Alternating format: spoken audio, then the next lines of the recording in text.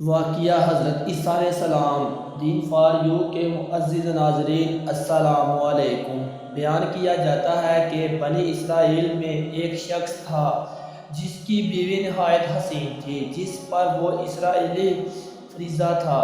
چنانچہ جب اس عورت کا انتقال ہو گیا تو اس اسرائیلی کو باوقتی ہوا اور ایک مدت تک وہ اس کی قبر پر بیٹھا روتا رہا۔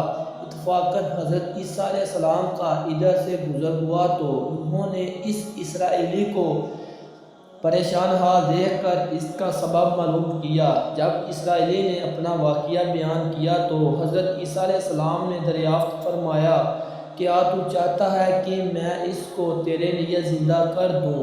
اس نے عرض کیا کہ ہاں حضور، یوں ہی میں چاہتا ہوں۔ چنانچہ جب حضرت عیسیٰ علیہ السلام نے اس قبر کے مردے کو آواز دی تو قبر سے ایک حبشی غلام، جس کے ناک کے نتھوں، آنکھوں اور جسم کے دوسرے سوراخوں سے آگ کی لپٹیاں اٹھ رہی تھیں، حضرت عیسیٰ علیہ السلام کو دیکھتے ہی غلام نے کلمہ پڑھا، لا الہ الا اللہ عیسیٰ روح اللہ۔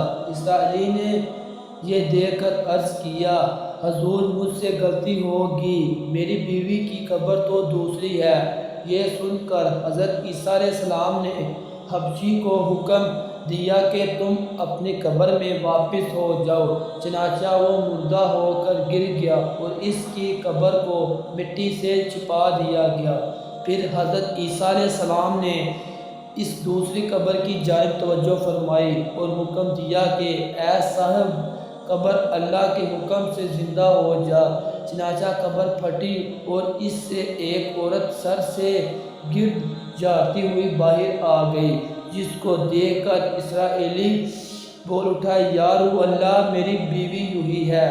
اور حضرت عیسیٰ علیہ السلام کے حکم سے وہ اسرائیلی اپنی بیوی کو ہمراہ لے کر واپس ہونے لگا، مگر عرصے سے جاگا ہوا تھا، اس لیے اس پر نیند کا غلبہ ہو گیا اور اس نے بیوی سے کہا کہ تیری قبر پر گریو گزاری اور بیداری نے مجھے ہلاک کر دیا ہے، اس لیے میں چاہتا ہوں کہ کچھ دیر آرام کر لوں۔ بیوی کہنے لگی کہ ہاں، آپ آرام کر لیجئے۔ چنانچہ وہ اسرائیلی بیوی کے زانوں پر سر رکھ کر سو گیا۔ اتنے میں ایک گھوڑے پر سوار ایک شہزادے کا ادھر سے گزر ہوا، جو اپنے زمانے کا یکتا حسین تھا، جس کو دیکھ کر شہزادی از خود فریضہ ہو گئی اور اس کا دل قابو میں نہ رہا۔ اس نے شوہر کا سر زانوں سے نیچے رکھا اور فرط محبت طلبہ عشق سے مجبور ہو کر شہزادے کے سامنے جا کھڑی ہوئی۔ ادھر جیسا ہی شہزادے کی نظر اس پر پڑی، وہ اس کو دیکھ کر اس پر فریضہ ہو گیا اور عورت کی خواہش پر اس کو اپنے گھوڑے پر بٹھا کر لے گیا۔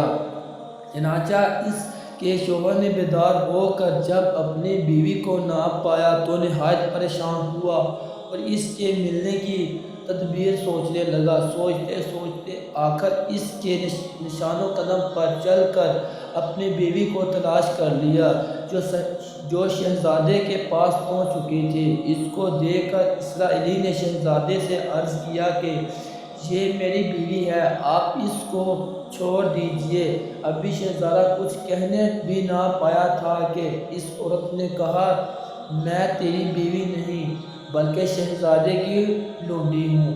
یہ سن کر شہزادہ اسرائیلی سے کہنے لگا، مجھ سے میری لونڈی کو لینا چاہتا ہے؟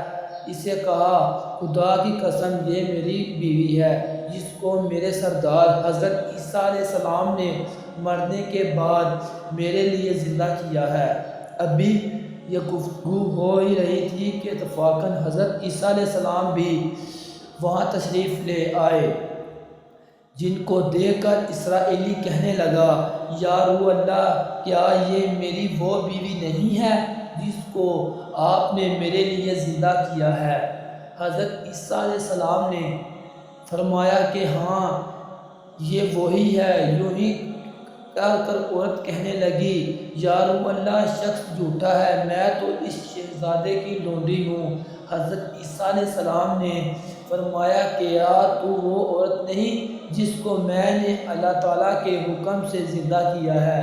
عورت نے کہا یا رسول اللہ، باخدا میں وہ نہیں ہوں۔ اس کے بعد حضرت عیسیٰ علیہ السلام نے فرمایا جو جان خدا کے حکم سے میں نے تجھے دی ہے اس کو واپس کر دے۔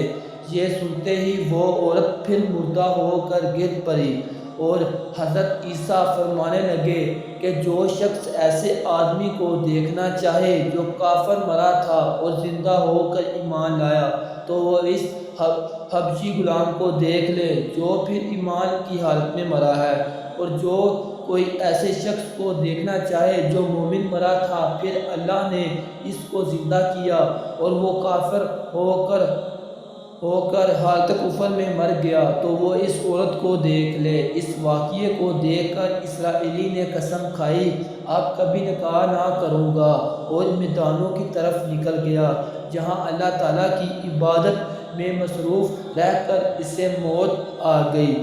اللہ تعالیٰ اس پر رحم فرمائے۔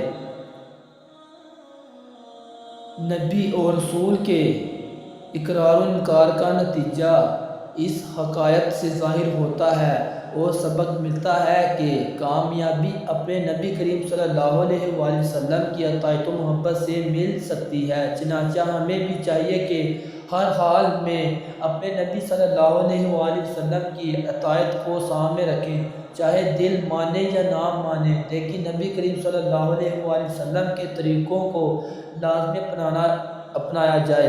اللہ تعالیٰ اس واقعے سے سبق حاصل کر کے عمل کرنے کی توفیق فرمائے، آمین یا رب العالمین۔ دوستو، اس طرح کی مزید نیو ویڈیو دیکھنے کے لیے ہمارے چینل دین فار یو اور مدینہ اسٹوڈیو کو سبسکرائب کریں اور ویڈیو کو زیادہ سے زیادہ شیئر کریں۔ تب تک کے لیے ہمیں اجازت دیجیے، اللہ حافظ۔